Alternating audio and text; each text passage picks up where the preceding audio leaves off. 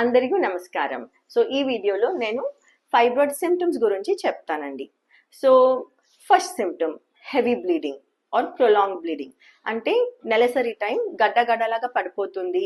చాలా 5 to 7 pods use చేస్తున్నారు.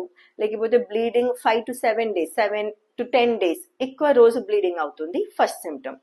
Second symptom ఎక్కువ బ్లడ్ లాస్ తో మీకు చాలా నీరసంగా టైర్డ్నెస్ అవుతుంది. And when you get examine haemoglobin చాలా డ్రాప్ అవుతుంది. థర్డ్ సివియర్ పెల్విక్ పెయిన్, అంటే పీరియడ్ పెయిన్. అందరికీ పీరియడ్ టైం కొంచెం నొప్పి ఉంటుంది, బట్ అది మీరు తట్టుకోనకే అవుతలేదు, మీ day to day activity affect అవుతుంది, then it is called a severe pain. Next urinary disturbances, ఎక్కువ ఇన్కంప్లీట్ యూరినేషన్ సెన్సేషన్ ఉంటుంది. బౌవెల్ డిస్టర్బెన్సెస్, అంటే కాన్స్టిపేషన్ ప్రాబ్లం ఫ్రీక్వెంట్ గా వస్తుంది.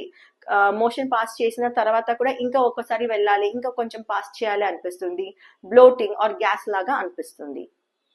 Next infertility issues. ప్రెగ్నెన్సీ అవ్వడానికి చాలా ట్రై చేస్తున్నారు, బట్ అవ్వలేదు. ప్రెగ్నెన్సీ అయిన తర్వాత కూడా అబార్షన్స్ ఎక్కువ అవుతుంది. సో ఇవి అన్ని ప్రాబ్లమ్స్ మీకు ఉంది అంటే మీ గైనకాలజిస్ట్ తో కన్సల్ట్ చేయాల్సింది.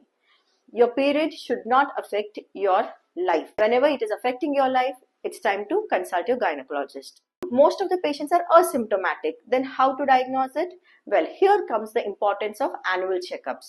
Whenever you go for your annual checkup, do include your ultrasound pelvis in your all the investigations that you get it done annually.